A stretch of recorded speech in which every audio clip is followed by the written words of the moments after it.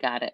Welcome, everybody. We're back with another episode of Jorge's Isolation Podcast. I hope everybody is doing well. It's been a crazy week so far. As we record this, I think they've just arrested a suspect in the Brooklyn subway shooting. But yeah, everybody be careful out there. And as we move forward and move past this, so we're trying to look at the brighter days and trying to get into the world past COVID, or not post COVID, because I think there's a new wave hitting us again. Always. And we have a special guest here today. This is a return guest. And if you've listened to earlier episodes, I had my friend Jackie Guillen here. And she was talking about being in a play as COVID started and going, how many weeks into the run? 2 weeks? No, we did 4 weeks of previews and 2 shows of opening. And then it got shut down. But now here we are almost 2 years later, and you just finished a run of another play. Yeah. So how does that feel? Well, when I booked it December 2021 during I had COVID during my callback. And when I told people, or I didn't even tell people I had booked it, it was just kind of like in passing conversation. It was just kind of like, oh, I'm doing this thing maybe in February or whatever, because the idea of it just feels so personal and so kind of, I don't want to compare it to pregnancy, but you just don't want to jinx anything so early on. Absolutely. That, like, to me, it was like, I already went through this emotion of being excited for a play, rehearsing for a play, opening a play, and letting the world see it. Yeah. And then that completely not happening, that I was just like not ready to do it again. Yeah. So people are like, are you excited? And I'd be like, I don't know. I'll be excited when we close, because that means that we would have done the entire thing, finished, middle, and end. Yeah. I really hope the whole pregnancy comparison isn't offensive towards anybody. Well, I've already my wife, Rosa, has had 2 babies, and I totally get it. I think that's a really good comparison. Maybe it's not to the same extreme, but there is a period of when you're pregnant that you can't really say anything. I think it's the first 12 weeks, because anything can happen with miscarriages. You find out the genetic panels and if they have diseases or anything like that. And it's scary in the first trimester. Really, it's the first trimester that's just really, really scary. And now that you compare it to pregnancy, it reminded me, because I did Law and Order in January, and I had booked that right before the industry holiday. So in December. And that's when, COVID, the Delta was getting everybody. And how many times did you hear about people getting Delta or a COVID, or even if it was a Omicron? Omicron. That is Omicron. And like, what if it was like a false negative or false positive, and you lose the job? And I was so scared. I was taking tests maybe every day for like 4 or 5 days before reporting the set, just to make sure I didn't have it or any symptoms. And so I get it. I totally get that comparison. Totally. But it now we're done, which And what was it the was name of such the a play? it was called Man Cave. Man Went up at Cave. the Connolly Theater. Yeah, we started rehearsals January. They were so great about setting things up to where everybody was getting tested every day, both PCR and rapid. Yeah. And we were so lucky that none of us ever tested positive. Like nobody tested positive. Nobody in the room. Not too many companies right now are able to do that. There's a lot of people that are suspending shows. I got approached about jumping in to a play that I had never even auditioned for, and be like, so and so is sick, can you come and rehearse tomorrow to maybe just perform these next few days? You can have the script in hand. Yeah. And at that point I had already said yes to something else, so I couldn't do it. But like people are like really trying to Yeah. do what we used to do, but now there's this little thing that's constantly getting in the way, and it's so hard. The larger the cast gets, the harder it gets to kind of contain it. Mm-hmm. We were a small cast of 4. Yeah. We all kind of like have partners that we go home to, and we don't really care to go out. So like I can just imagine larger casts, people that are kind of wanting to go out more often. It's just Hmm. easier. It's like wildfire, just Yeah. boom, boom, boom, boom, boom. I feel that. But we were able to close, and it was a lot of fun. Yeah, it was. I thought it was so weird because my last show was March 11th, 2020, Hmm. and we opened March 12th, 2022. Yeah. So it just felt like such a full circle moment. Yeah. Yeah, actually, speaking of man cave, I was able to keep Steve. Steve the Chihuahua. So there's a character. If you're just listening, there's a character named Steve, who's just a Chihuahua stuffed dog. That I mean, there's not a movie or anything, so we could spoil it. He gets kind of thrown against the window from outside, and the play Man Cave itself. Honestly, I had no clue what I was going into. I hadn't. You never. The thing is, you never told me what it was about. I've asked you. We talked about it a few times, and you said, "Oh, it's just You didn't even tell me what it was about. So I had No, no I clue. And I'm so glad I had no clue going into that, because it it was I would say horror adjacent, yeah, yeah. and it had so many horror elements that I personally have never seen any kind of thing like that on stage personally. And the way that it was executed with the soundtrack, the acting, you know, your possession stuff, the brujeria, like, it was awesome, and it, it got me wanting to do more. It got me wanting to do that stuff. Not maybe not That's so witchcraft, exciting to but hear. a play or writing. You know what I mean? Writing a Yeah, horror, like knowing that it can be done, and I'm sure it's been done. I mean, they've had Evil Dead the musical, even parts of that the Harry Potter play on Broadway has right, really right. spooky elements to it at some points, but it's like, man, I would love to see a horror play, because there were some scenes that were it got me, it was spooky. It was And it's legit hard to spooky. pull Yeah. off. Mhm. Like the logistics of it, Mhm. the technicality. I mean, at least Harry Potter has Mhm. so much money They have the backing money it behind up. it. Yeah. Like here is like low budget theater trying to do the most with what we can. And it worked. Um and really, going with Mhm. it. And I didn't really tell too many people what it was about. I When I go to movies, I tend to have my expectations very low because when I go to things, I want to go have a good time. Yeah. When you set yourself up for like these high expectations, you come out being like, well, this didn't work Mhm. out. This was kind of this. And Yeah. theater is all about suspending your disbelief. And I think Yeah. this play was pretty much all of it was Yeah. about suspending your disbelief and just like yes Yeah. um knowing that you are, a horror buff, I was like, you know what? I'm just gonna let them come and enjoy it, or Yeah. maybe not. It was awesome. I loved It it. was a lot of fun. It was a Yeah. lot of fun. Yeah. All the entire cast at the end of the run were like, we need to go get massages because like the tension that is Yeah. carried in that play, Especially the second even act. yes, and even like I would find myself being like my shoulders up to my ears, and I kept questioning my abilities as an actor because I'm like, I went to school for this. Like, I went to school for Mhm. learning how to release your body and like Yeah. really, this and that. And there was just something about this play that didn't allow for any of that to really truly live because all of us Yeah. were just so tense at the entire time. Yeah. Um, but it was so much fun. It was a lot of fun. It was very physically active. All of us lost weight even though we were eating like shit. Yeah. Um, but yeah, now here I am an entire almost 2 weeks after.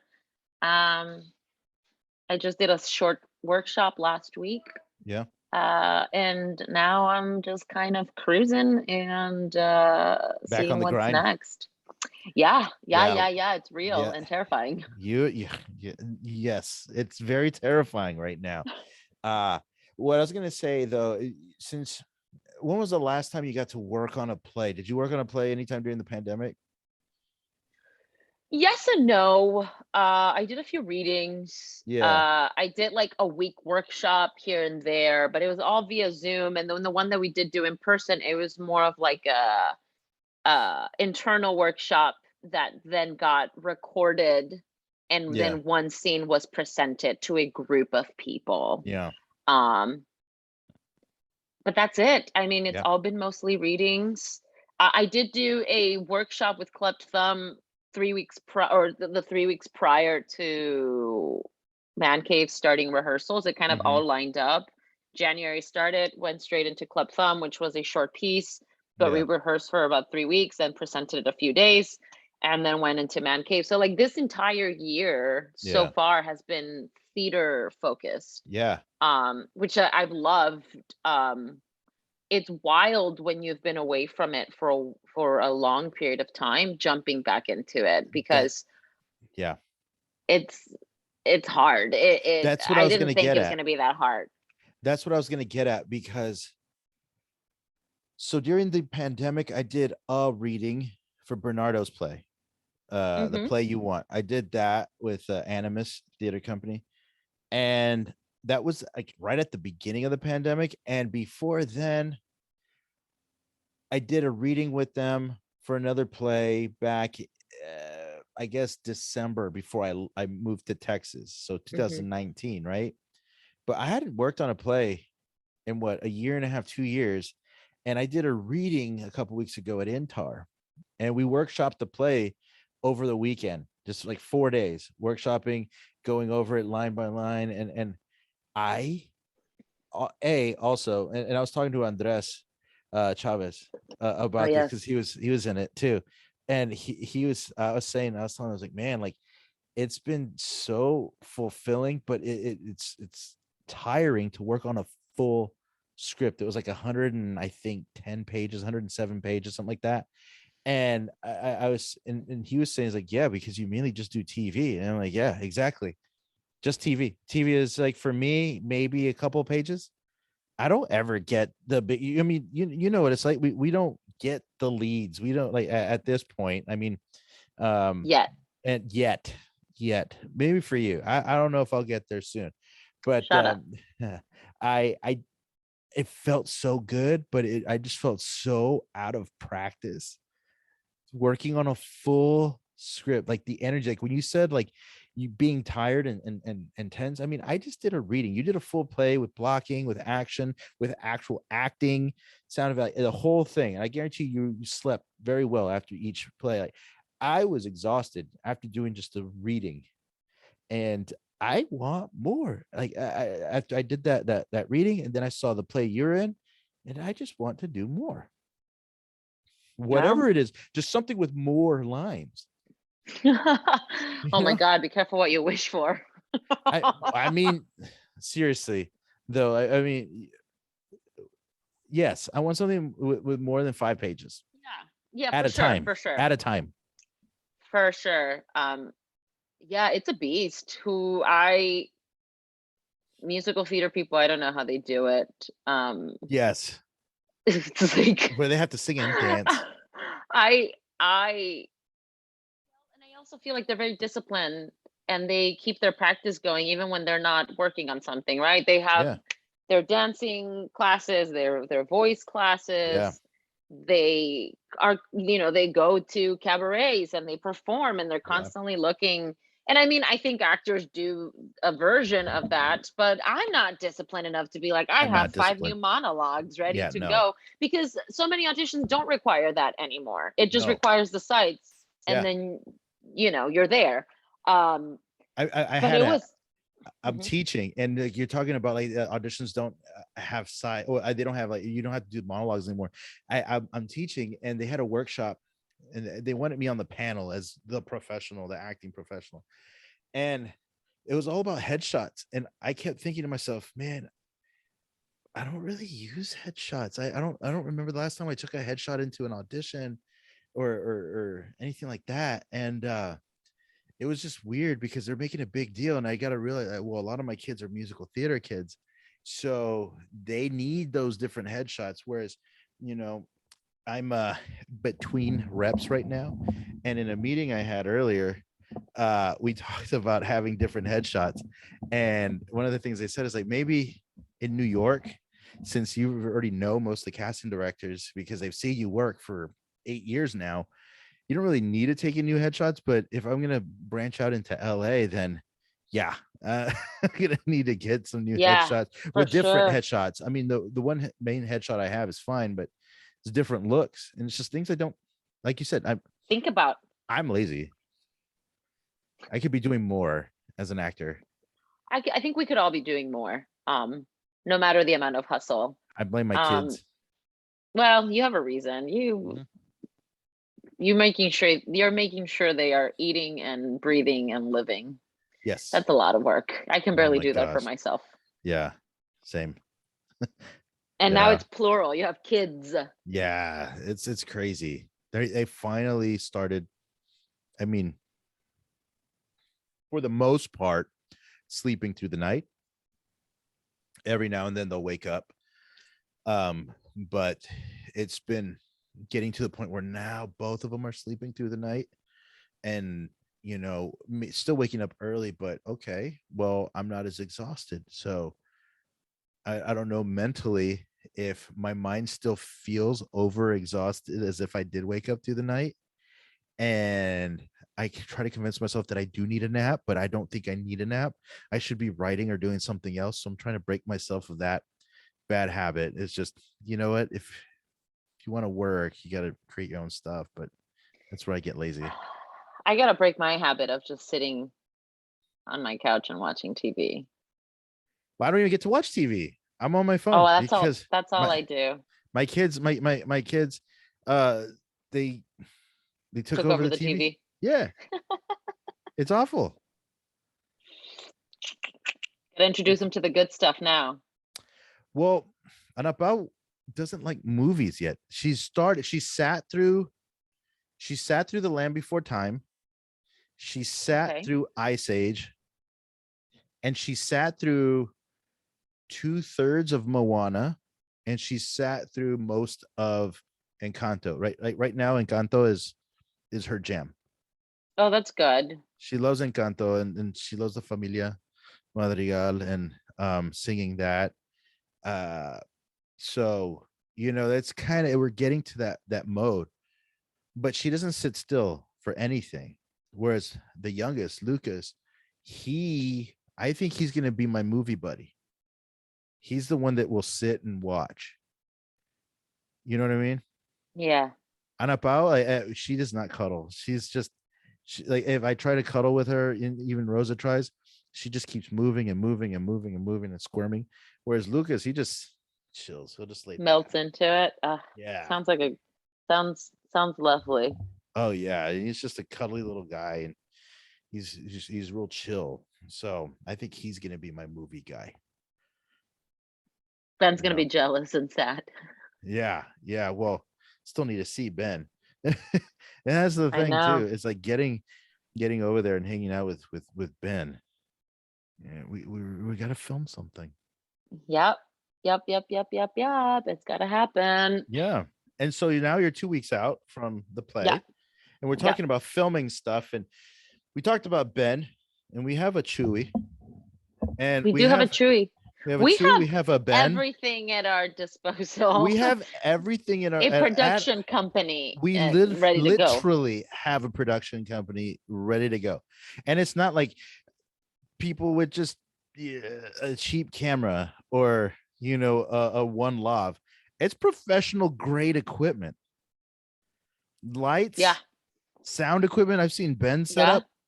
Yeah. Ben's Chewy has setup the is camera, the lenses. It's just, we have and everything. we have The everything, talent. the talent and acting, writers. So I think the only people holding themselves back are us, is the follow I through. know. I know. But it's also, you don't want to write just anything, no? Oh, I'm You want to so, write yeah. something that you're moved to, because here's the thing. Remember, we did Kingsland Chronicles years ago, and I learned so much from that experience. And one of the things I learned is I need to find something I'm 100% ready for, and got locked down Yeah. to direct. And my mistake was trying to, like, because there was 5 stories in that. I should have Hmm. just focused on one Yeah. and used the full 4 days, just expand it, turn it into like a 10 pager, Yeah. instead of attempting to shoot 44 pages in 4 days. Oh shit. I didn't realize it was It's that. 44 pages in 10 days. That was ambitious.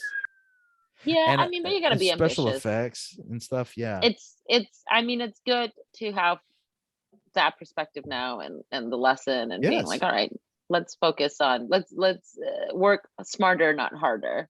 Yes. Um, problem I run into is that the stories that I have written, Yes. it, are in a completely different city, and they have to be shot, In like that they have city. to be done in Texas. It has to be done Yeah. in South Texas. Yep. There's no cheating it. I'm sure we can do some, but I want it to be like all or nothing. Yep. Well, that's Um, the same. and it's finding the time, and not even the time to finish the project. The project I can, like, I Mhm. have like 14 pages that I'm like, you know what, at 3 and we have a short, we're fine. Yeah. Even with 14 we have a short right now, I just need an Hmm. ending.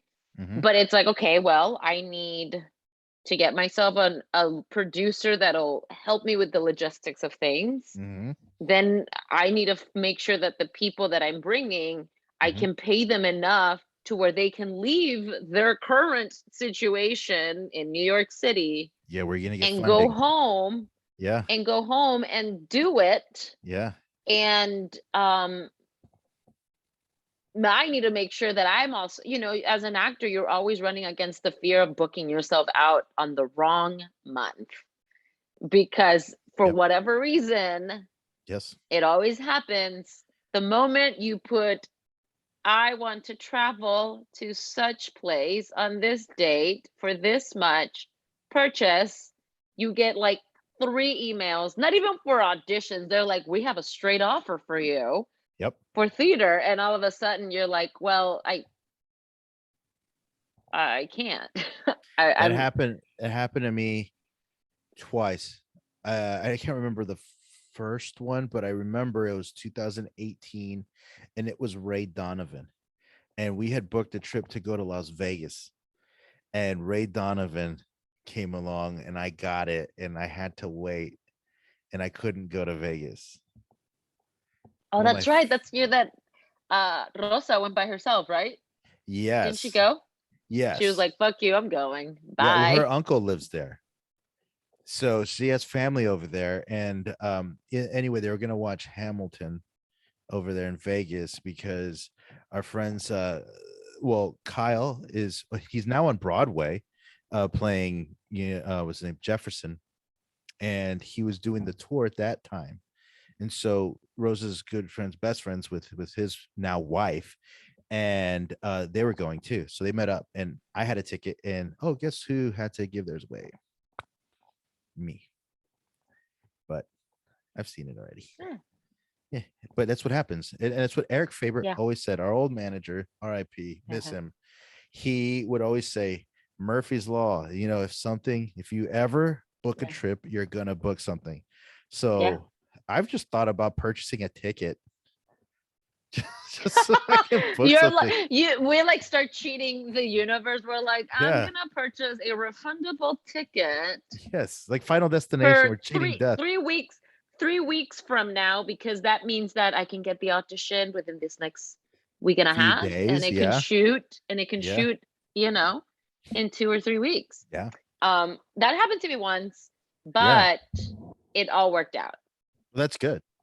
It was, I had booked Bull, and we were gonna head to Dallas to go for Ben's grandfather's 90th birthday. Yeah. And I remember being at the airport because we were supposed to shoot on Monday or Tuesday. Hmm. And I remember calling Eric and I was like, hey, so I had a trip planned. Do you think it's safe for me to go? And he's like, well, ask them to make sure that they're not going to need you Monday. Yeah. And so, like, I'm at the Alaska Airlines, like, it's boarding, and I'm waiting for this like, PA or whoever's fucking taking care of it, Yeah. to call me. And they were like, "Yeah, it's fine. Like, if you come back on Sunday, it should be fine for your Tuesday, shoot day." And I was like, Yeah. "Okay." And then I just ran into the plane. And just I go. did have to I did have to, like, cut the trip short because we were supposed to come back Monday. I just didn't want to risk it. So I told Ben, I was like, "You stay till Monday. I'll come back Sunday." Yeah. So I'll go for the event Saturday and then I'll come back Sunday. And it all worked out. Yeah. Hasn't happened since. No. Well, when we were moving back up, I needed someone to drive up with me.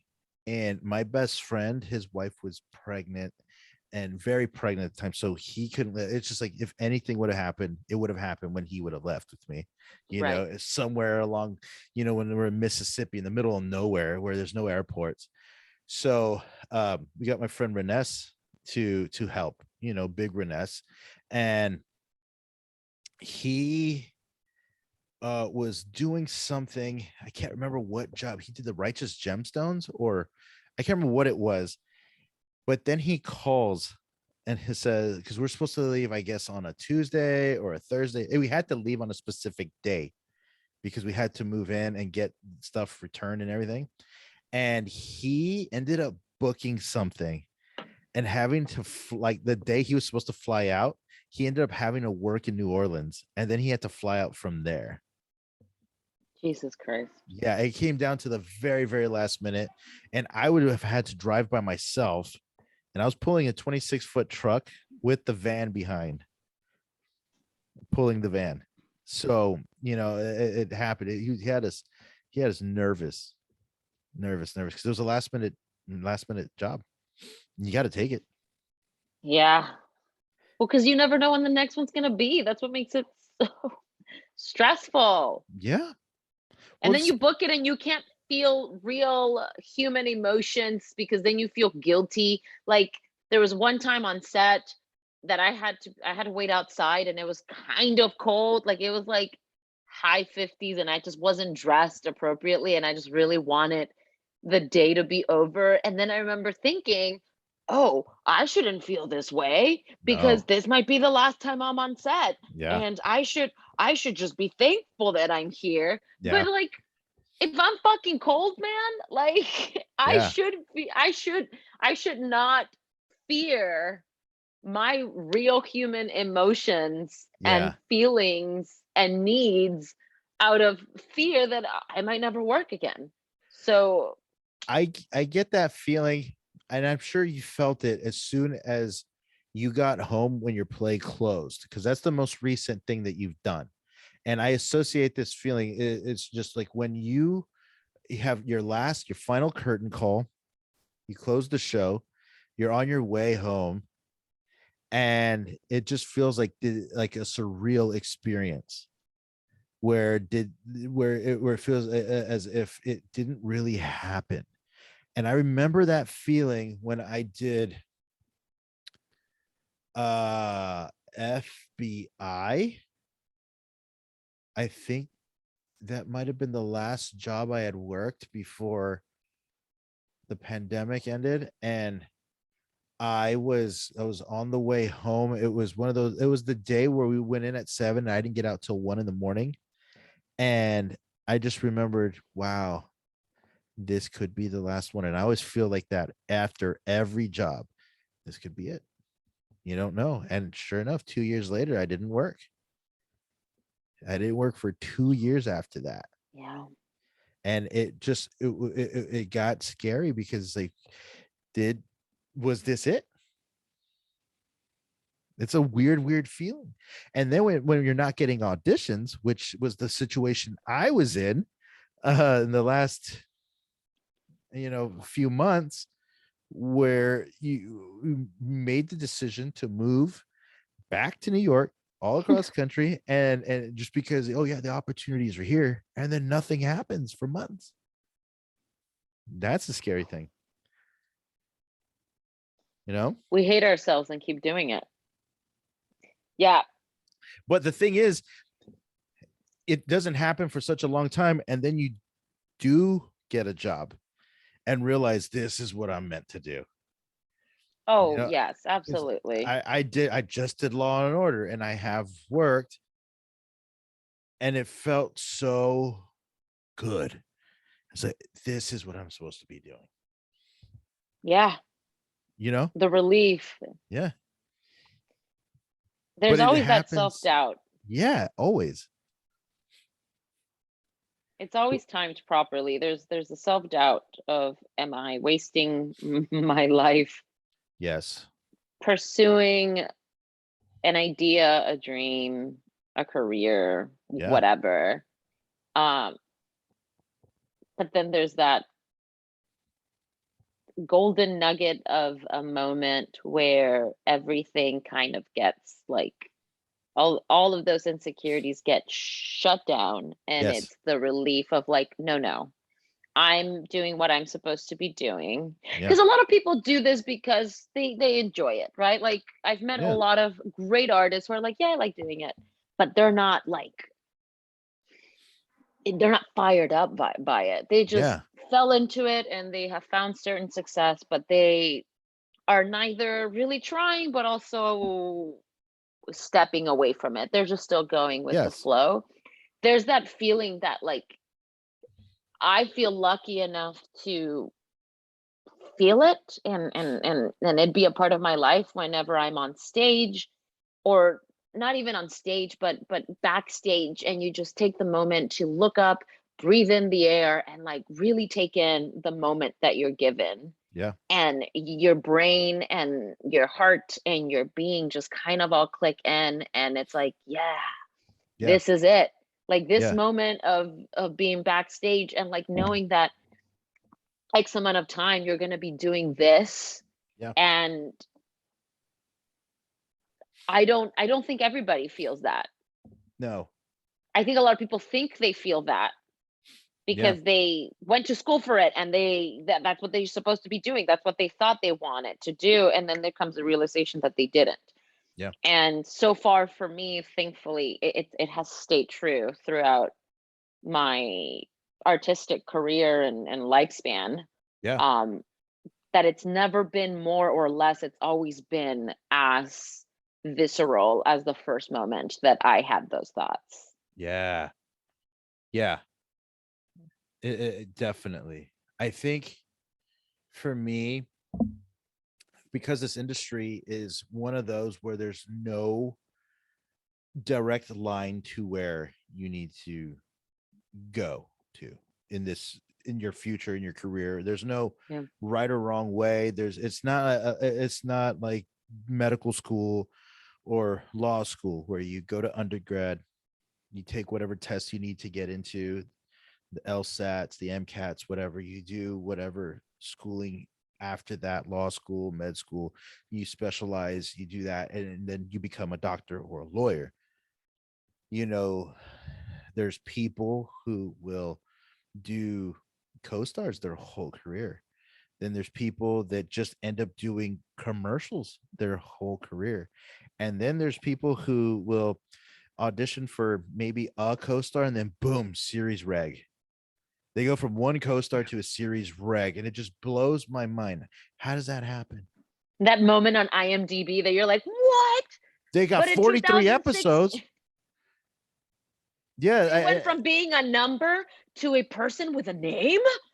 and like a ton of episodes at the end of that, and that just, I think I've come to a point where I stopped trying to understand that aspect of this industry, because I don't think I'll ever understand how certain actors will will be considered by certain agencies, especially the big three or the big five or whatever it is, whether it's UTA or WME or CAA, how some actors with like zero credits will get picked up.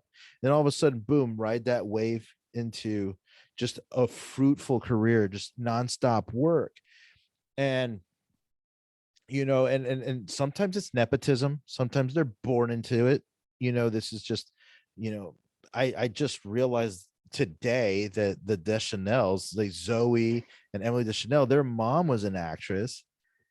And their dad's a director. Yeah, Isn't he like a I think so. And I learned that today, and I realized, oh, okay. So they did that. And a lot of the people you see, with those big agencies already had some sort of in, but then there's just those certain people with, I don't know what they did, what deal with the devil, and then boom, you see them like, how did you get that? Or you look at their IMDb when you're trying to see what agents you would like to sign with or who's repping who, and then you go through their credits, and I have a decent resume. I'm very proud of my resume, and when I see certain clients on these big name agencies, and first of all, their star meter is at like 10,000. So they're high up there in the star meter, and they have 2 credits without names. And I'm thinking to myself, how did they get that? How did that even work out? I had this show, and I'm at 167,000. Where how does this work out? And it happens all the time. Yeah, there's no formula to it. There is not. It's either life likes you or it doesn't. And it could be, yes, it could be life likes you at this moment or doesn't like you at this moment, or it's not your moment yet. And another thing I think about, and this might be something that I have convinced myself of, or it could be something to really think about, is achieving success too fast is hard for some. And I think that the way at least my career has gone is I've gotten bigger and bigger parts and roles that I've tackled, to where I'm starting to see things to be to keep an eye out for. Yeah. Whether it's random family members thinking I'm rich, or thinking that they're gonna get a piece of the pie, which they're not. And there are already a few that think they're gonna get a piece of the pie. They think I'm a millionaire right now. And then it's also just the money thing too, and learning about taxes and how to save up, and it's so crazy. I gotta file taxes. It's the first year that I'm not gonna get any money back because We I have to did so many pay too. 1099s. Yep. And my commercial last year kind of fucked me over because it shot in New Jersey. So it didn't take out New York taxes, like the way they entered it into the system. And it didn't make sense to me then, but the amount that you get, you get the check, the big check. Yeah. And you see the original total and you're like, that's nice. And Yeah. then you see the one that you got and you're like, oh, okay, well, that's nice too. But why is it 45% less than what the original total was? Yeah. And so in my mind, I was like, well, this is way less than what I had initially gotten. And so I didn't think much of it. But then you see the breakdown and you're like, oh, Yeah. none of it went to federal and city or state taxes for New York City. It went to everything else. Yes. So now I owe X amount. And I'm like, hold on. So they took away 45% of the original total. And now I owe this much, which is like 10 to 15%. Not even, no, it's probably like 20% of what I had already gotten. So out of that entire total that I was supposed to be living off of, I only really got to see a third of it, which is so sad to me because you booked this one commercial thinking that you're like, I'm going to be set for a few months. Yeah. And you're not. Yeah. Because the government takes it all. The government takes it all. I had that same issue with a commercial I did. And for some reason, they said I'm getting a New Jersey tax for that. And I shot in New York. And I've been fighting with them for the last 2 years about that, and just trying to understand why I was taxed there. And it's just a big battle. Yeah, that's strange. It's very strange. And it also sucks because I've entered tax information for employees back when I had a day job. And yeah, it's really on the person who enters whatever the yes, employee told them to enter. And so yes, in my mind, I'm like, there's a lot of these companies who yeah, have PAs doing this work yes. for payroll purposes. And now you have to figure out a whole different way of like payment, and it's just a shit show. And we have 2 days to, well, you probably already filed. I didn't. Oh, we already did. Yeah, yeah, we had to pay. It's nuts. Or I remember my first big guest star. I was excited about that check, and then when I got it, it was like maybe 40%, 50% of it. And I called Eric at the time. I was like, what's going on? And what he explained to me, and what another person explained to me, was that the government will tax you as if you make that money Regularly. Yep. every week. So they tax you at that tax bracket. Yep. It blows my mind. And then you have to Blows my pay mind. commission. On top of that, on top of the gross, off the Yep. gross, not the net, the gross. No. Oh, it is gross. This business is so And then you crazy. have agent and manager. I've never had both. I mean, I have an agent for commercial and a manager for legit, Yeah. but you've had both. So Yes. when you booked recently, what, last year for Yes. Olga and for Law and Yes. Order, you're paying two people. Yes. But remember, I signed with another agent. And I had a Texas agent too. So So you had to pay between them too? So you had to pay 30% away? no, luckily it was only like 20, 21. They managed to work that out, but it's it's not good. And I just dropped my agents, but I'm still under contract, dude, November 1st. And they're expecting commission if I book anything. And I'm just thinking to myself, you know what? That's really an awful position to be in, but it was the best decision to make for me professionally. You know what I mean? Um, How do they track that?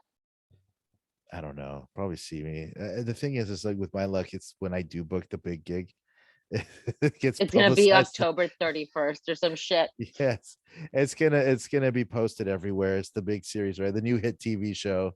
You Right, know. right. The Um, Chapas.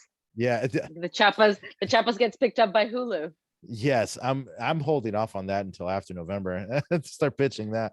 But it's just, it's a bad business. But I mean, I have to honor my end of the contract, so I can't get mad about that part. I'm just upset that I got myself into this situation, and you know, Does it's that, such is a that also for your manager, your ex-manager? no, no, That one just ties yeah, were cut, done. yeah, So, yeah, yeah, and how do you keep track? Because you've had a few people. You've had Eric, you've had X yeah. amount like of agents, and it's not to be like, oh, you've had some people. You've had to Mhm. maneuver your career in different directions and have signed Yeah, with multiple people. yeah. Um, but residuals for old things still should go to your past representatives, the ones that booked you the gig. How do you I've track only that? I've only booked 2 gigs with new reps. Okay, so that's not, you see, with me, all of my stuff was with Eric. All yeah, So everything else all was of with the Eric residuals that I'm still getting, I'm like, well, I don't have to pay anybody or with because, Paradigm when I was with Paradigm commercially, and I was still with okay, Eric then. Yeah. yeah, So that's yeah, man. that. And it is, yeah. I mean, I love my Texas agents, and Are you still with them? for now, yeah. I mean, until I figure life out, I like them a lot. I honestly wish that they were my New York agents. You should hook me up with them. I need Texas reps, They're great. I mean, the thing but I'd is have like, to go to Texas, no, for them to see me. yeah, yeah, yeah, yeah. They're so good. They're great. I wish they were my New York reps, but they've been so kind and patient, and they work really, really hard. Got me a ton of auditions, and now they'll make it worth my while, just because it would have to be a local hire. Mhm. So they'll only find stuff that'll be worth me flying down for, and so that's great. But it's a weird, right now it's a weird situation, getting adjusted and figuring out next steps, new reps, um getting the negative thoughts in the head, or getting them out at least, thinking, Yeah. am I done? Is this industry done? What if this decision was just brash and maybe there aren't any auditions for me? What if no one wants to see me anymore? And it just, how it goes, where you feel it's you're done. You're done. I always feel like I'm done I every feel like I'm day. done all the time. Like, I I feel I did the bad. I had a lapse of judgment the day before closing. I Yeah. decided to look up reviews for the Don't ever play. do that. I heard about that. Don't ever do that. Yeah. We had some great reviews. I had already read the good reviews. I had already read some of the Yeah. bad reviews. The one that I came across was this newish review, and I'm putting air quotes on review because it wasn't a review. That It was was a bad. fucking blog. It was a blog from Yeah. a person. Um, went to the show, Yes. and one of my biggest insecurities as a person in general is my English. It's my second language. I managed to be fluent in it, Yeah.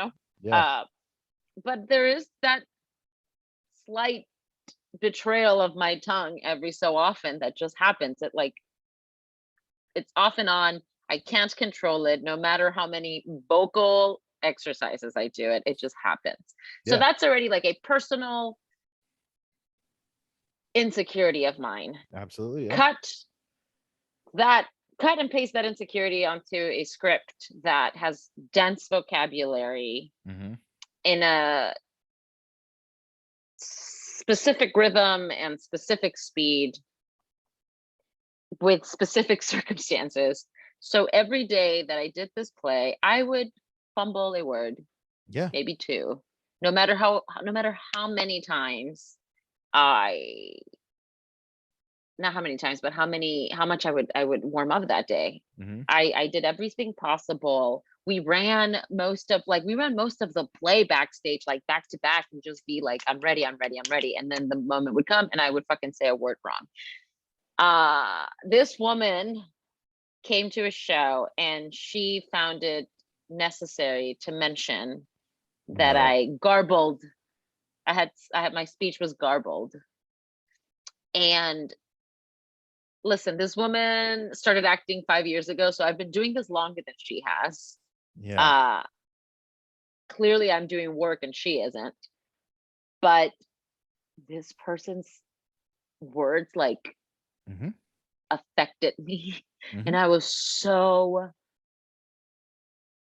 like, Yeah. Ben's like, "What's wrong?" And I read him the entire thing, and it just felt like, okay, I thought my little fumbles were small enough that people would forget about them, but clearly they're not. And if this person noticed them, then that means everyone who ever saw this play left with that idea and thinking, well, Jackie is clearly not capable of Yeah. yada, yada, yada, yada. Yeah. And Yeah. I couldn't sleep that night. Yeah. I stayed up till 4 in the morning. Yeah. And Saturday came, and then the fear of this is my last show. If I don't do well enough for myself, I'm gonna be devastated. Like, this entire experience is gonna be just completely ruined for me. I'm gonna question everything about myself. And that was the one show that was my cleanest show. And I Yeah. was so happy that I was like, all right, I had not only intentions wise, not only like acting wise, but like technical wise, I felt like it was my cleanest show, and now it was over. Yeah. But I don't even know how we got into this. No, I get it. That Oh, insecurity and the insecurities. the Yeah. insecurity. I mean, I remember being in grad school and there was always productions, whether it was, the thesis projects that were going on. There were the full plays being run. And this was mainly in my first year and second year. I remember we would have a little powwow after that weekend of shows. So we had to go watch the other classes do their show, like their plays, whatever, like the third year classes or the second year classes, whatever it was. And we would have a powwow in acting class. And man, some people would just lay into these plays, and these actors, "Oh, I didn't understand this, and they were awful. That was the worst play I've ever seen, blah blah blah," right? Just the most negative things. And I think to myself, what makes you that much better than them? Like, what are you doing right now that you are an expert at acting? And I think there comes a point where it's either constructive criticism or they're just being haters. And a lot of those times when people are being haters, they just can't do it themselves, so they're being haters. That's really all it is. It's like you said, if this person was just started acting and they're not doing anything, well, it's probably because they're never going to do anything, so they're going to find stuff to bring others down.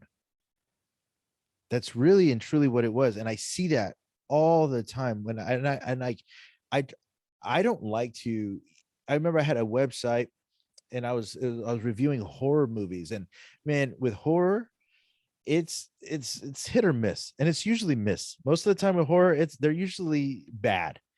But I always had to try to find at least a lot of the positives from those films, because I understand that it takes a lot to create something, and it takes guts, it takes time, it takes a team effort. And guess what?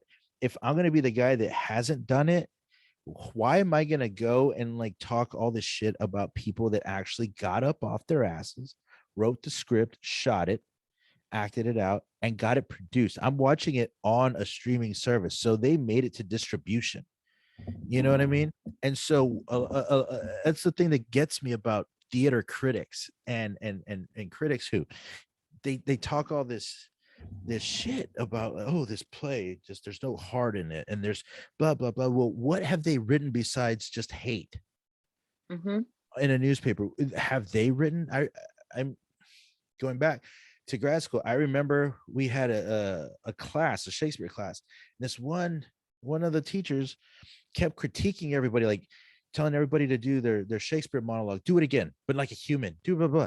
And I kept thinking to myself, motherfucker, you don't act yourself. You've never acted. I want to see you do it like a human, because you can't even talk like a human as a normal person.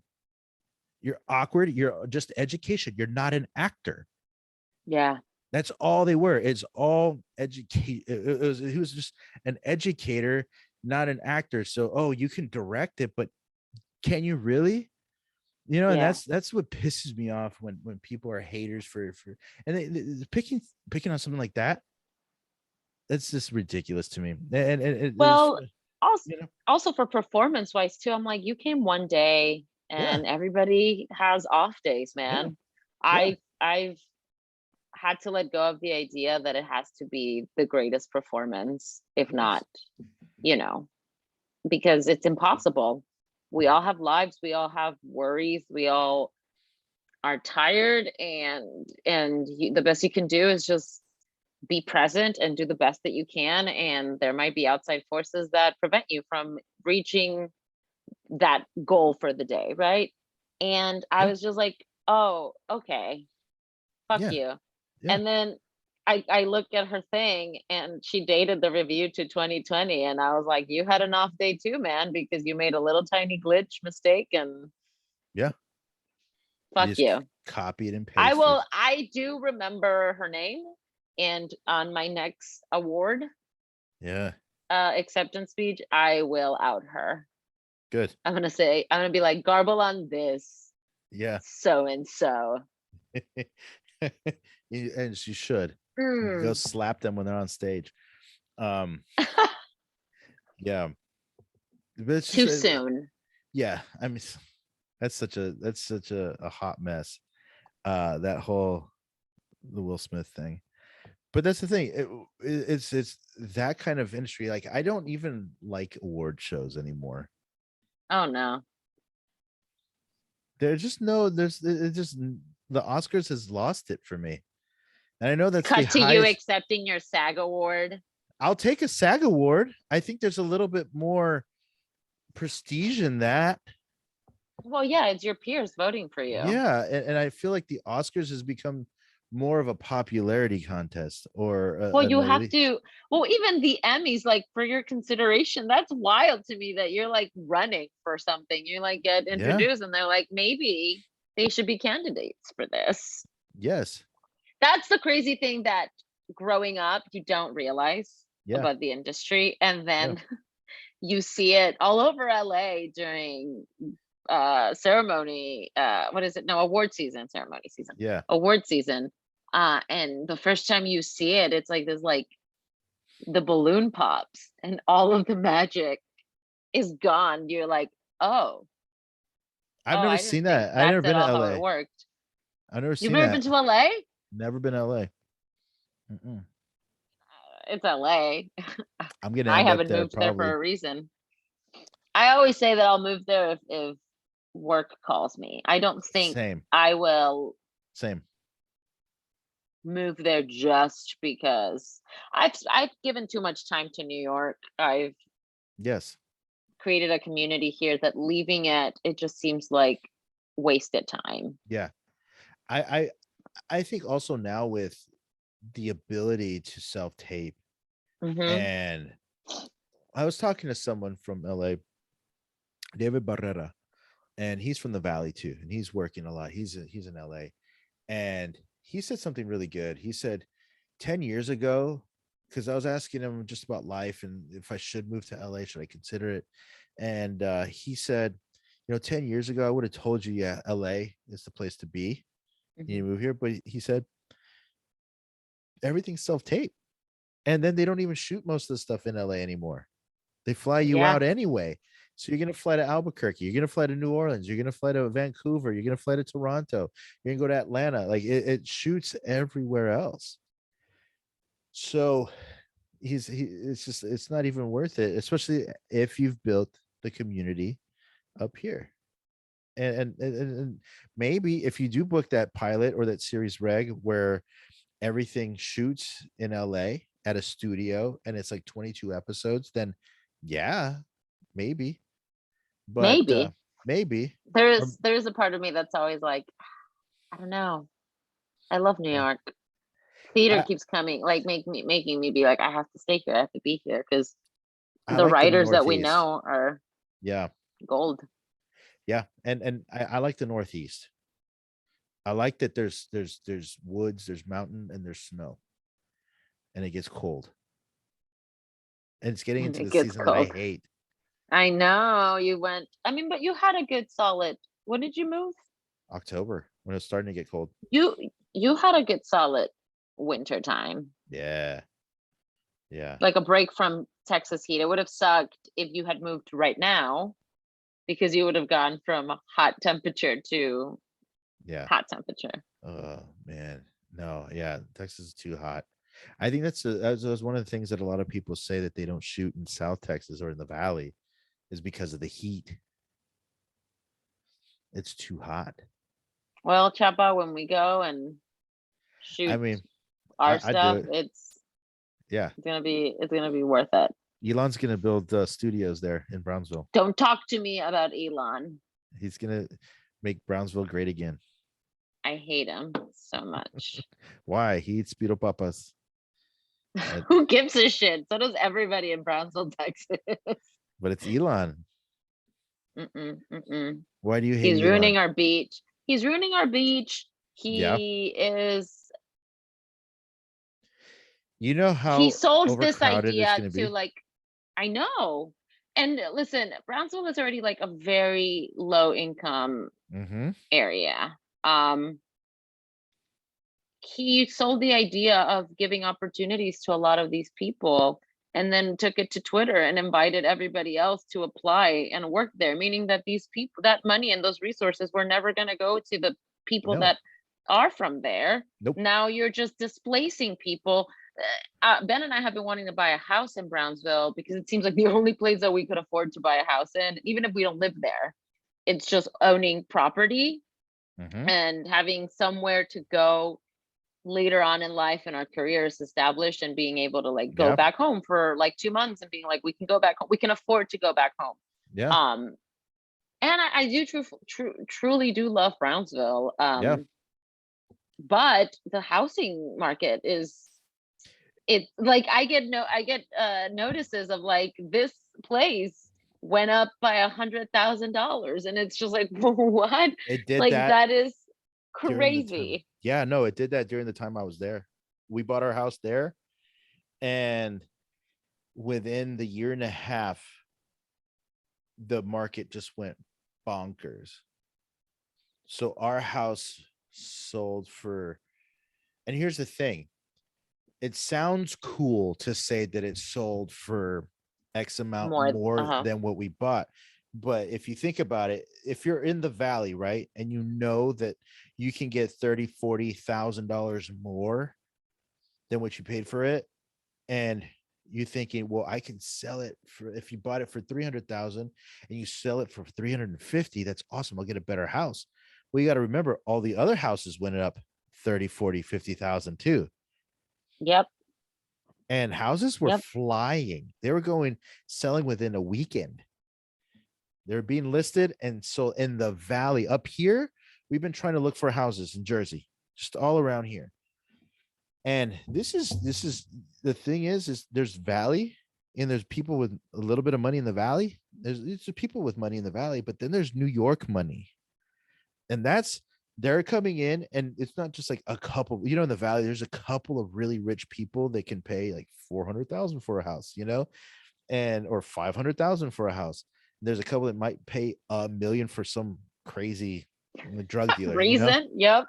But here we're looking at houses that would normally have gone for like 400, 500,000, and they're going for $600,000, and people are putting in full cash offers, sight unseen. They're waiving the inspection, and they're paying paying it full cash. Yeah. And we're thinking, how are we ever going to buy a house? That's the scary part. We're in a situation right now where we might have to move, we might not, because our Yeah. landlord wants to sell the building. Mm-hmm. Um, Ours but just sold the building. Right now there's bidding wars for rentals. Yes. I had a friend, and she was documenting her journey in renting a spot, and she was showing just videos of the line around the blocks to see the apartment, to see how many people, and she lost out to 4 apartments because of bidding wars. So discouraging and scary. Yes. Um, because also the space that you get in New York City is already limited. So if you find a golden nugget, you're gonna Which want to is hold the on. hardest. And we feel like we found a version of a golden nugget, and we love it. Yeah. We love this place. And but we are gonna have to pay a price if we want to stay here, It's because crazy. right now the market is insane. Yep. And I don't know how anybody is ever going to be able to afford to live in New York City, because Mm-hmm. if you're already establishing that this apartment that originally went for $2,400, Mm-hmm. now because there's so much interest in it, the landlord upped it to 2,600. Yeah. But then within that 15 people that are interested, maybe now only 10 are interested, with even with the higher rent. Those 10 people are going to be outbidding each other, To like that it can get up 3,200. to like, yes. Yeah. And now that apartment will never, ever, Mm-hmm. ever Go back go down. back down to $2,400. Nope. Yeah, this whole housing market is so bad, and the rent has gone up so much. It's astronomical how the rent has gone up. And we found this apartment. Rosa, I have to give it to Rosa. Rosa found this apartment that we're currently in right now. Brand new building, has a garage. It's 1,600 square feet, 1,650. Yeah, it's beautiful. Brand new. It's great, in a beautiful neighborhood. Clean neighborhood, and the building owners just sold. We met the new owners today, and it's a brand new building. They didn't even finish construction on the I think a couple of the apartments upstairs when we moved in. They were just finishing construction, like brand new, and they had to sell it already. Are they upping your rent? Not yet. But I also feel with these big buildings, like they're not. I feel the smaller landlords are the ones that are like, nah, nah, nah, nah, nah. Give me a There's couple only nine $100 apartments. There's over. only 9 apartments in our building. Oh, okay. So It's a it's small not building. that. It's Oh, not. I thought you said big building. No, it's a brand new building. I trust in the universe that it won't do that to you guys. Because if it's stressful for a Well, couple with the dog, I'm sure it's stressful with children. But and at the thing least is, for you, they can't deny your children. With us, there's so many landlords in New York City yeah, who are well, saying no to dogs. yeah, that's the hardest. At least you don't have a pit bull. That's even worse. It's harder for people with pit bulls. And also, people are stupid. They Yeah, assume that dog weight means yeah, anything. Like they're like, yeah. we want something that's 10 pounds or less, and you're like, what do you want? A pup, like a Chihuahua And they're puppy? the Because loudest even a dogs ever. I know, and cats are okay because apparently a cat has never destroyed an apartment Yeah. because it's tiny. Yeah, no, they're annoying and they give me allergies. I do Uh, love cats, though. Do the not say thing they're annoying. I find them annoying because Apologize. I will not. My allergies, I had to get shots in my nose because my nose has been stuffed since 2019. And even with that, I'm still, You're just acting now. Your body's reacting just to the thought of cats. yeah, yeah. It's crazy. One thing about our apartment building is I think, yes, every single apartment person that lives in this building has a kid under 3, except for one apartment, and they have kids that are like teenagers. But everyone has kids in this building. That must Everyone. be nice, but loud.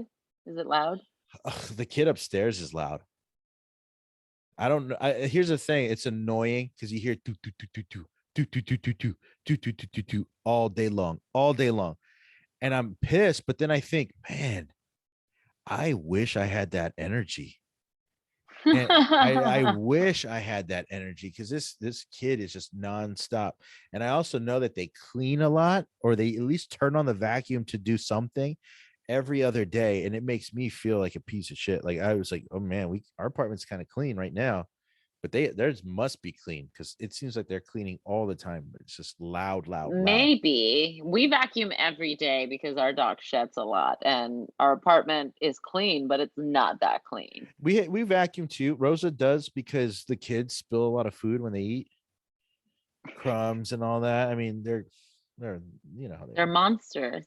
They are. But speaking of doom, doom, doom, doom, doom overboard, that's another thing too in my apartment. We're on the top floor. Uh, Voiceover auditions, I have finally figured out my little nook. yeah, And we were dog sitting yeah, a friend's dog a few weeks ago, and I had to do a voiceover in their closet, and they're in the bottom floor, and I had to yeah, hold because of the upstairs neighbors. yeah, So now I have a whole like fuck. Now I have to figure out a whole new configuration for my voiceovers because yeah. now everything is from home, no matter what. I had Um, I had it made in Texas. Our house was so quiet. and I had haunted. not it was haunted. I honestly, truly in my heart, I believe either it was haunted or there was bad energy. I don't think it was haunted. No, I think there's just some bad energy, especially on in the side of the house where Ana Pau's room is or was. And I truly feel that because whatever night terrors or any kind of sleep problems she was having stopped a week after we moved here. Did you have anybody that hated you in the valley? Because I'm maybe a lot of There's people hate there's me. there's señoras. Like Yeah, they people leave things by windows yeah, that could no. affect I'm the sure I'm energy. sure a lot of people hated me. I'm sure people hated me, but Well, there are I a lot of mean, people if love me. I mean, Chapa, you go up and down the streets talking about law and order and FBI, like I'm they're just gonna saying. hate you. They hate us because they ain't us. That's right. Bunch of Dad, haters. I mean, right. it's the valley though. You know, everyone's haters. Everyone is a Everyone's a hater. haters, and sometimes they just do it with love, like they hate because I don't know. But there's a lot of haters. It's like, oh, this guy thinks he's all bad because he's on TV. Oh, cree muy chingón. Ah, ah. Tacuache. Um, the the Valley was great. I talked to Rosa a lot. Like we talk about, we go back and forth, and we came back up because of the opportunities up here. But fuck, the life, it was so easy in the Valley. It's just, I mean, where we lived, there was 2 HEBs within 5 minutes of us. Oh, the dream. 2 Describe HEBs. them to me. They're just so great. They had all the meat. It wasn't expensive. They have great produce, Oh, the produce in fresh HEB is produce. beautiful. Yes. Just had that, but then like my favorite meat market was just right there, Aguilar's on 107. I would get my barbecue meat from them. It was just that life. Or just if I needed to disappear, like one of the things I would do, because when Rosa was pregnant, I'd let her sleep in, and Anapao would wake up early, so I would take Anapao on Sunday mornings, and either, well, first we'd get a coffee at Starbucks, and she would get a what those little lollipops, The cake pops. the cake pops. She'd get a cake pop, and I get coffee, and then we'd pick up either some Shipley's donuts or tacos, and we would drive all along the back roads, and I would look at like ranchettes of these ranchettes where they're not full ranches, but they're just, houses on big properties out in the monte. And Mm-hmm. I would tell myself, I want one of these. This is what I want. I want a house that's country but close to the city within a couple of minutes. And that's one of the things I miss about the Valley. And if we are ever to go back, and I'm not counting it out, but I would want to have something like that. Oh, Just, yeah. I want that. I want a place where the kids can, go out and play in the monte with rattlesnakes or whatever, and and they can barbecue. Learn their lessons. Yeah. I mean, it's, they can learn stuff here, but it's just not the same. I No. mean, part of it is like when we look for Also, houses the over valley here. is safe. Here's the thing too: is much bad press as the Valley gets with, everything happening at the border, all the cartel stuff, the drug dealers, and everything that you have. It's safe. It is. It's I mean, safe. aside from drug dealing and all of that shit, but that's like one story every so often. And like, Yeah. it's obviously gonna make the press front page because it's the biggest news. But like, really, I mean, I at least know for Brownsville, the crazy things that happen are like Mark Kilroy, 1989. accidents. Yes. But that was the 80s. That was a different Yeah. time. Yeah. Don't be a white spring breaker. Going to Matamoros and and messing with My narcos. yeah, that's me. That's where I'm from, Matamoros. Yeah. Uh, Um, it's great. It's safe. I mean, yeah, there's going to be some bad people, but I mean, it's just, it's like, listen, you're not going to have a situation in South Texas like you did on the train in Brooklyn. yeah. I Or mean, who knows though? You had that terrible shooting at Walmart in El Paso, and honestly, El Paso, yeah. it Uh, could have been any but of the border but towns. They just but chose El Paso.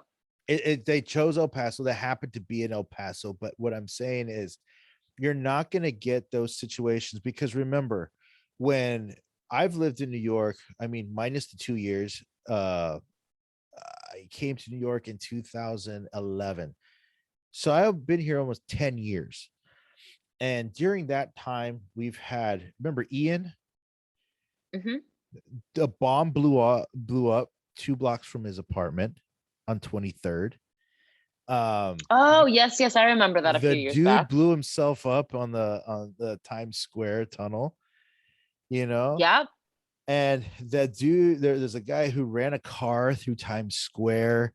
There was Yeah. also the face slashers that come back every few years with the blades, doing the buck Or the 50, hammer. that There was that hammer dude. and the hatchet and the machete guy at Bryant Park. I remember I was living in my apartment in Jersey City, and I was walking to the train, and a dude was walking around with a samurai sword, just with a samurai sword. And it's just, yeah, you're gonna get stuff. People are gonna die. There's always like a horrific accident, but you're never gonna get something where you have to be on high alert. If it's an accident or there's a situation like that, it's isolated. Hmm. It's an isolated incident in the valley, and you're not gonna have thousands of people around it. Just to be clear, we're not promoting you moving to the valley. Whoever's No, listening, you no, stay where you are at. or Do just stay in not Austin, move to Austin or Dallas. displace any of our family members or the original cultivators of the land. One of the Just things though that keep did them bother there. me about being back in the valley of McAllen in particular is that it is losing its small town charm Oh, but that's been happening for years, for no? years. But I noticed it much more living there again recently. I love that you describe it as small town because never in my life did I think of McAllen as a small town. Like Well, to us in Brownsville, Texas, yeah, McAllen was like the city. That's where you it's went it to go is be the city. fancy. Yeah, well, that's when you move out of Edinburgh to go to the city. It's McAllen's like Manhattan. It's it's nice, but what Puro bothers me, rico. well, yeah. The thing is about McAllen, it's becoming a city that it's trying to be something that it's not, and I don't like that. McAllen was unique. McAllen had its Mhm. own thing already. McAllen already had everything, and now they're giving neighborhoods names like, oh, this is Old Town McAllen. Old Town McAllen, what is that? Or there's the Arts and Entertainment District. There's only like one art gallery there. It's just like, why are you even doing that? and Yeah. and it's just it's misplaced too. If for me, if it's going to be the Arts and Entertainment District, why don't they do that around the museum area? Yeah. They have that whole like uh Yeah. where the museum is in McAllen off of Nolana and No. 23rd. There's like just this, they have so much space over there. They can turn that into like, they could build a theater out of the old nightclub that was there, the Club X, whatever it was. They can put restaurants around. There's already bars, put restaurants, have just different things going on there, art galleries around the museum, promote that area. But no, we're gonna put it where all the bars are in downtown McAllen, where The it's entertainment. the entertainment. It's just ridiculous. But they've got some good food though. Yeah. It's All upped of its all of game. the valley has good food, It's so good. honestly. And they that's the one thing I love. The valley has good food, and there's some people trying to bring some more culture, but trying to make it, still Texas culture with fancy eating. And I kind of appreciate that. But um the thing that always gets me is when the cities, they're naming uh neighborhoods as if it was like Yeah.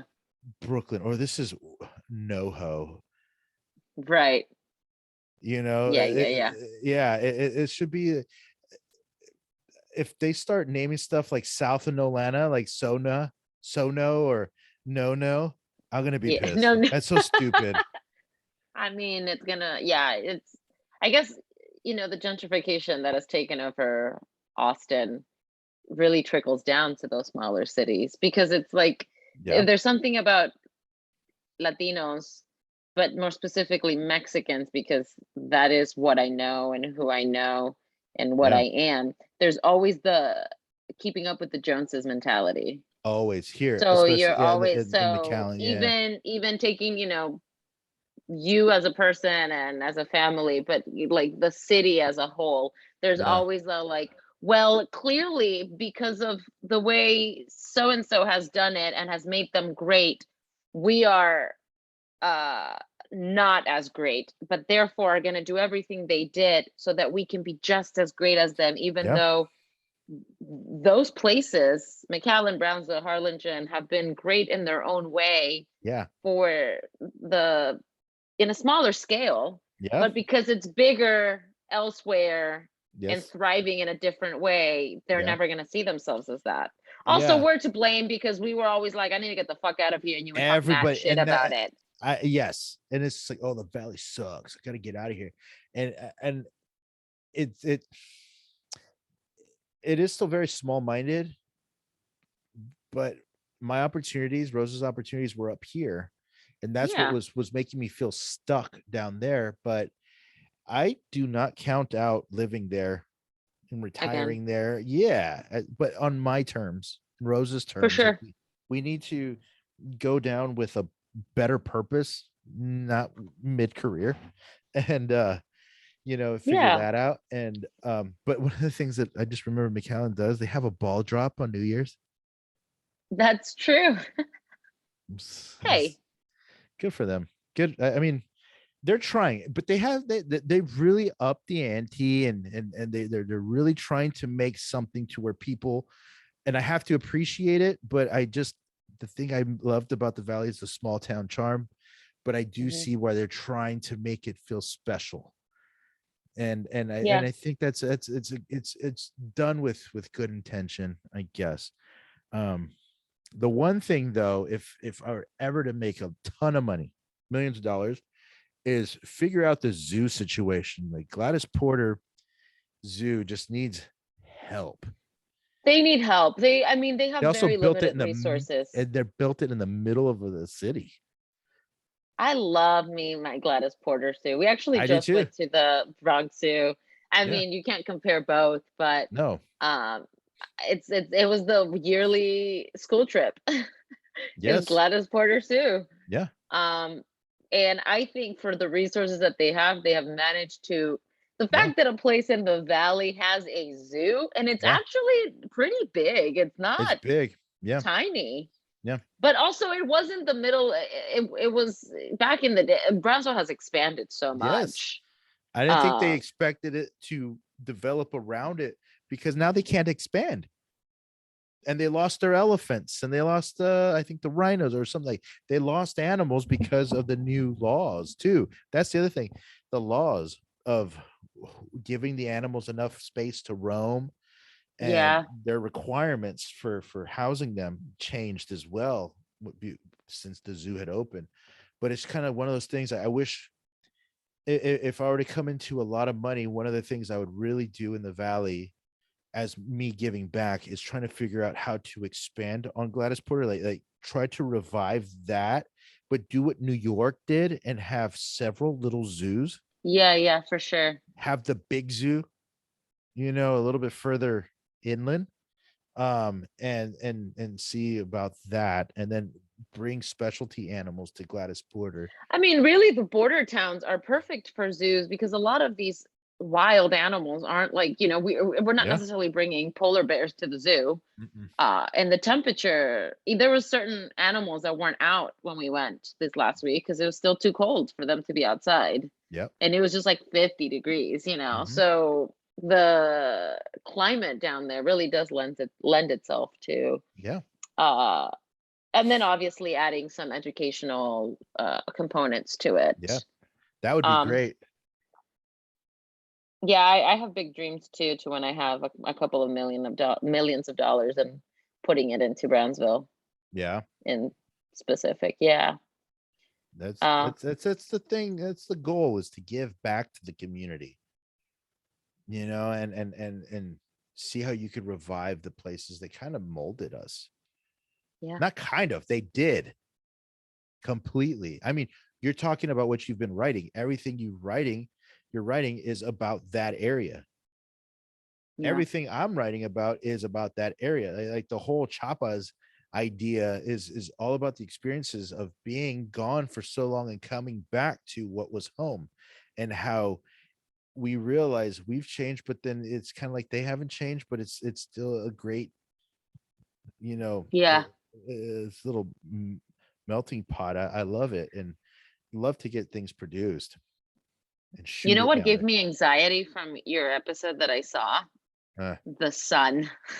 When you're at the park and the way the sun beats at you in Texas, so hot, especially South Texas, so hot. there's no clouds, there's no coverage. No. It just 11 a.m. you're just cooking So in that sun. if you remember in that thing that I shot, it was at a playground. Yeah.